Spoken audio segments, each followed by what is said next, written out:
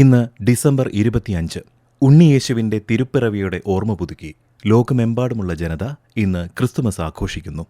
പുൽക്കൂടും നക്ഷത്രങ്ങളും ഒരുക്കി കരോൾ ഗാനങ്ങൾ പാടി വീടുകൾ തോറും കയറിയിറങ്ങി ചുറ്റിലും ആനന്ദം പരത്തിയ ക്രിസ്മസ് രാവിന്റെ ആഘോഷ നിറവുകൾക്കിപ്പുറം പ്രിയപ്പെട്ടവർക്ക് ആശംസാ സന്ദേശങ്ങളയച്ചും പള്ളികളിൽ പ്രാർത്ഥനകളിൽ പങ്കെടുത്തും പരസ്പരം മധുരം പങ്കുവച്ചും വിശ്വമാനവികതയുടെയും ത്യാഗത്തിന്റെയും സഹനത്തിന്റെയും എക്കാലത്തെയും പ്രതിരൂപമായ യേശുദേവന്റെ ഓർമ്മകളിൽ ലോകം കൈകോർത്തു നിൽക്കുന്ന ഈ മനോഹരമായ ക്രിസ്തുമസ് ദിനത്തിൽ എല്ലാ ശ്രോതാക്കൾക്കും ഹൃദയം നിറഞ്ഞ ക്രിസ്തുമസ് ആശംസകൾ നേർന്നുകൊണ്ട് ഇന്നത്തെ ശ്രദ്ധ ആരംഭിക്കുന്നു.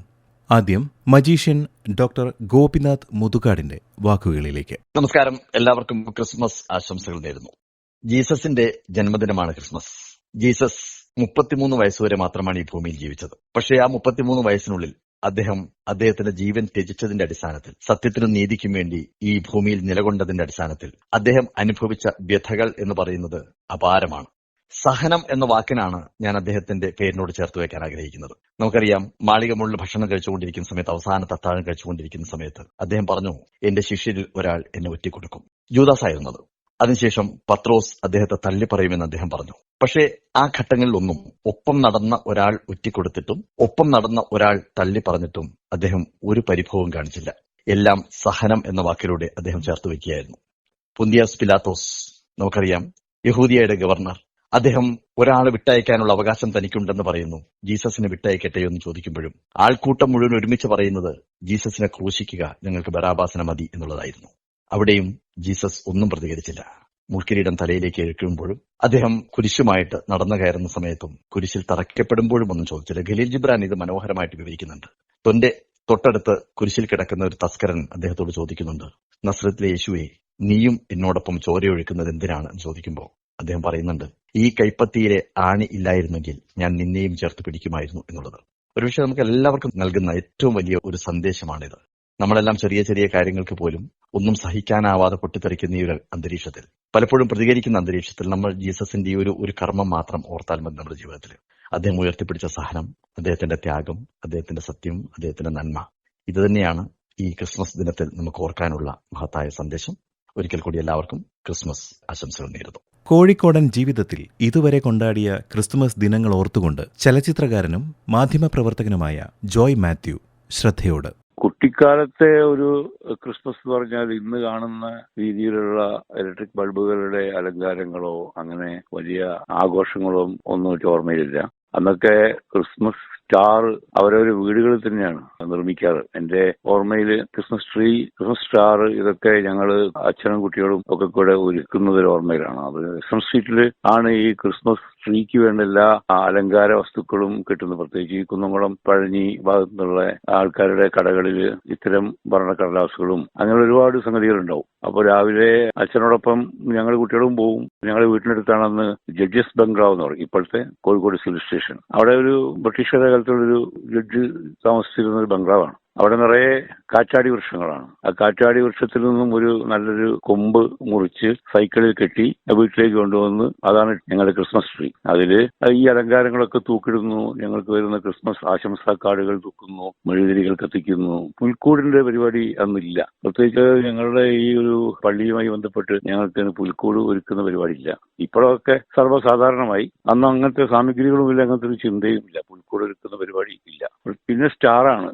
അപ്പോൾ ക്രിസ്മസ് സ്റ്റാർ എന്റെ അച്ഛൻ തന്നെയാണ് ഉണ്ടാക്കാറ്. ഞങ്ങൾ കുട്ടികൾ നോക്കി വെക്കും, സഹായിക്കും. അത് മുള മുറിച്ച് കഷ്ണങ്ങളാക്കി ഒരു നക്ഷത്രം ഉണ്ടാക്കി വർണ്ണക്കടലാസുള്ള പത്രത്തൊക്കെ ഒട്ടിച്ച് അതിന് വലിയ വാലുകളൊക്കെ വെച്ച് ഒരു ബൾബ് അതിനുള്ളിൽ തൂക്കി ഒരു മുളയുടെ അറ്റത്ത് കെട്ടി വളരെ ഉയരത്തിൽ വെക്കുന്നതാണ് അതിന്റെ അച്ഛന്റെ വലിയൊരു വിനോദം. ആ വീട്ടിന്റെ ഏറ്റവും മുകളിൽ നിൽക്കുന്ന രീതിയിൽ അത് സ്ഥാപിക്കും.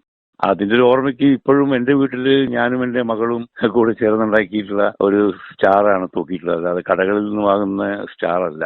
വർണ്ണക്കടലാസ് വാങ്ങി ഒട്ടിച്ച് അത് ഒരു ഭയങ്കര നേരം പോക്കും ഒരു വളരെ ക്രിയേറ്റീവ് ആയിട്ടുള്ള ഒരു കാര്യമാണ്. സ്വന്തമായ ഒരു സ്റ്റാർ, ഒരു നക്ഷത്രം ഉണ്ടാക്കുക എന്നുള്ളത് അത് കുറെ കൊല്ലങ്ങളായിട്ട് ഞാൻ തുടരുന്ന ഒരു ഇടപാടാണ്. ഈ കടകളിൽ നിന്ന് വാങ്ങുന്ന കൃത്രിമ സ്റ്റാറുകൾക്ക് വേണ്ടത്ര ഭംഗിയില്ലെന്ന് എനിക്ക് പലപ്പോഴും തോന്നിയിട്ടുണ്ട്. പിന്നീട് ഞങ്ങളുടെ കുട്ടിക്കാലത്ത് കുറച്ചുകൂടെ കഴിഞ്ഞപ്പോൾ ഈ ഓറഞ്ച് നിറത്തിലുള്ള കുറെ ദ്വാരങ്ങളായിട്ടുള്ള റെഡിമെയ്ഡ് സ്റ്റാറുകൾ വന്നു തുടങ്ങി. അതിരാവിലെ ഞങ്ങൾ പള്ളിയിലേക്ക് പോകും. പലപ്പോഴും അന്ന് വാഹന സൗകര്യമൊക്കെ കുറവായതുകൊണ്ടും പുലർച്ചയ്ക്കാണ് സർവീസ് വെക്കുക. അപ്പോൾ ഞങ്ങൾ ആ സമയത്ത് പള്ളിയിലേക്ക് പോയ ഓർമ്മയുണ്ട്. ചിരട്ടയിൽ മെഴുതിരിയൊക്കെ കത്തിച്ച് വെച്ചിട്ടാണ് ഞങ്ങൾ വഴി കാണാൻ വേണ്ടി ഇടവഴി കൂടെ പോകുന്നതൊക്കെ അങ്ങനെ പോവുക.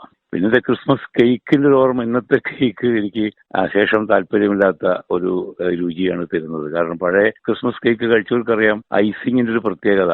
അത് വളരെ കട്ടി കൂടിയ ഒരു ഐസിങ് ഉണ്ടാവുക. അപ്പൊ അതിന്റെ മുകളിൽ ഉള്ള റോസാപ്പൂവിന് വേണ്ടി ഞങ്ങൾ കുട്ടികൾ അടികൂടുന്നതും അത് കൈക്കലാക്കാൻ ശ്രമിക്കുന്നതും അത് പോക്കറ്റിട്ട് നടക്കുന്നതും ഉറുമ്പ് കടിക്കുന്നതും അങ്ങനെയൊക്കെയുള്ള കുറെ ഓർമ്മകളുണ്ട്. അത് ഈ കേക്കായിട്ട് ബന്ധപ്പെട്ടിട്ടുള്ള ഓർമ്മകളാണ്. അന്നത്തെ കേക്കിന്റെ ഒരു പ്രത്യേകത തന്നെ ആ ഒരു പലകയുടെ മുകളിലായിരിക്കും കേക്ക്. അത് ചുറ്റും ഒരു കടലാസിന്റെ ഒരു അലങ്കാരം ഉണ്ടാവും, ഒരു ബെൽറ്റ് പോലെ. അതിലാണ് ഈ കേക്ക് ഉണ്ടാവുക.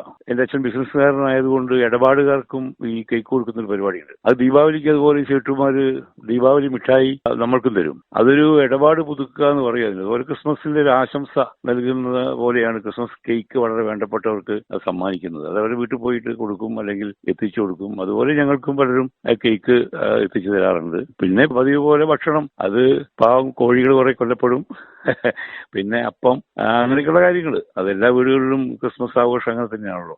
പച്ചക്കറി സദ്യ ക്രിസ്മസിന് ആരും കഴിക്കുന്നത് ഞാൻ കണ്ടിട്ടില്ല. വളരെ അപൂർവം വെജീസ് മാത്രം കഴിക്കേണ്ടതായിരിക്കും. പിന്നെ കുറച്ച് പടക്കങ്ങളൊക്കെ വാങ്ങിയിട്ടുണ്ടാവും. അത് വിഷുവിന് ബിസിനസ് ചെയ്ത പടക്ക കമ്പനിക്കാർ ഇങ്ങനെയുള്ള ഉത്സവങ്ങളിലേക്ക് കുറച്ച് മാറ്റി വെക്കും. ക്രിസ്മസ്, ഈസ്റ്റർ, ന്യൂ ഇയർ എന്നൊക്കെ പറഞ്ഞ കാര്യം സ്ഥലത്തേക്ക് വിൽക്കാൻ വേണ്ടി കുറെ പടക്കങ്ങൾ മാറ്റി വെച്ചിട്ടുണ്ടാവും. അതിൽ കമ്പിത്തിരി, പൂത്തിരി, മത്താപ്പ് എന്നൊക്കെ പറഞ്ഞിട്ടുള്ള ഫയർ വർക്സിന്റെ സംഗതികൾ അത് കുറെ വാങ്ങി. അച്ഛന്റെ കടയുടെ തൊട്ടടുത്ത് തന്നെയാണ് പടക്കം വിറ്റിരുന്ന ഒരു അപ്പു സൺസ് ഉണ്ടായിരുന്നത്. അപ്പൊ അവരോട് കുറച്ചും കൂടി ഡിസ്കൗണ്ടിൽ വാങ്ങിക്കൊണ്ടിരും. പടക്കം അധികം പൊട്ടിക്കാറില്ല. ഈ കത്തിക്കുന്ന കമ്പിത്തിരി, പൂത്തിരികളാണ് പ്രധാനമായിട്ടും. നെൽച്ചക്രം എന്നൊക്കെ പറഞ്ഞ കാര്യങ്ങൾ. അന്ന് ചൈനയിൽ നിന്നൊന്നും പടക്കങ്ങൾ വരാറില്ല, ഒക്കെ ശിവകാശിയാണ്. ഇപ്പോഴത്തെ കാലത്തെ ക്രിസ്മസുമായി കമ്പയർ ചെയ്യുമ്പോൾ ഭയങ്കരമായ ജഗജാന്തരം എന്ന് പറയാം. കാരണം അത്രയും വ്യത്യസ്തമാണ്. ഇന്ന് ആഘോഷങ്ങൾ പലപ്പോഴും ഇറക്കുമതി ചെയ്ത നക്ഷത്രങ്ങളിലും വർണ്ണ ശർബളമായ വൈദ്യുത വിളക്കുകളിലൊക്കെയാണ്.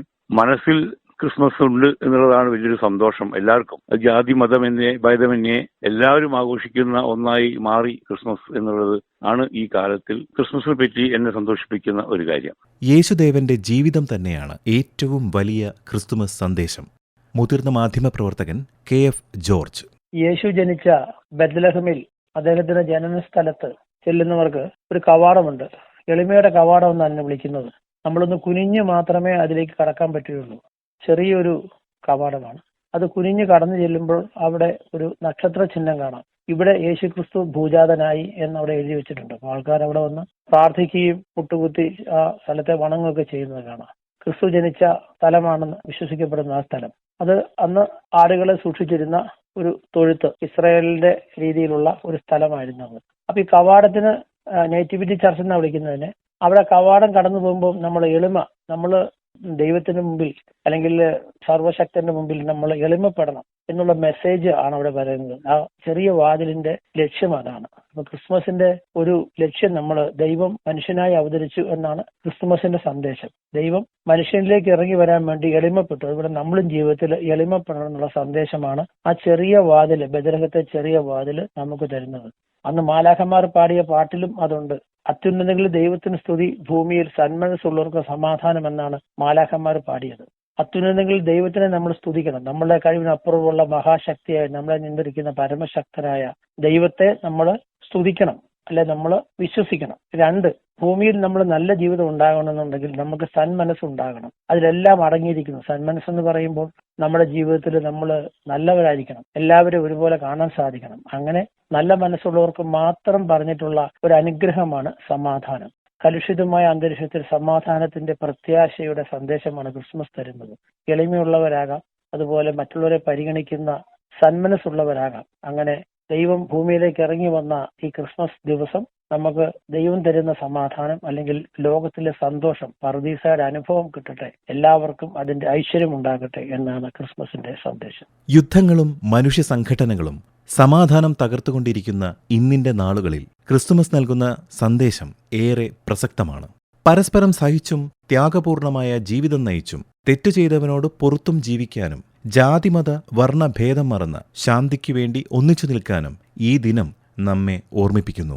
പ്രശസ്ത സാഹിത്യകാരൻ ചാൾസ് ഡിക്കൻസ് ഒരിക്കൽ പറഞ്ഞതുപോലെ, I will honour Christmas in my heart and try to keep it all the year. ഈയൊരു ദിനം മാത്രമല്ല, വർഷം മുഴുവൻ നിറഞ്ഞു നിൽക്കുന്ന ചൈതന്യമായി ക്രിസ്തുമസിനെ നമ്മൾ ഹൃദയത്തിൽ സൂക്ഷിക്കേണ്ടിയിരിക്കുന്നു. ഇന്നത്തെ ശ്രദ്ധ ഇതുവരെ. തയ്യാറാക്കി അവതരിപ്പിച്ചത് ബിനീഷ് സുരേന്ദ്രൻ. ആശയം നിർവഹണം സി. കൃഷ്ണകുമാർ.